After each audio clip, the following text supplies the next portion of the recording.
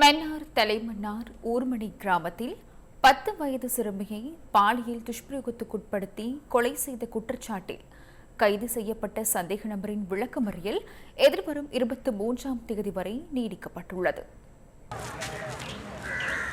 விளக்கமறியலில் வைக்கப்பட்டிருந்த குறித்த சந்தேக நபர் மன்னார் நீதவான் நீதிமன்றத்தில் நேற்று ஆஜர்படுத்தப்பட்டார். இதன்போது சந்தேக நபரை எதிர்வரும் 23ஆம் தேதி வரை விளக்கமறியலில் வைக்குமாறு மன்னார் நீதவான் நீதிமன்றம் உத்தரவிட்டது. தலைமன்னார் ஊர்மனை கிராமத்தில் கடந்த வருடம் பிப்ரவரி மாதம் 15ஆம் தேதி மாலை காணாமல் போன 10 வயதான சிறுமி அவரின் அம்மம்மாவின் வீட்டிலிருந்து சுமார் 300 மீட்டர் தொலைவில் உள்ள தென்னந்தோப்பிலிருந்து மறுநாள் காலை சடலமாக மீட்கப்பட்டார்.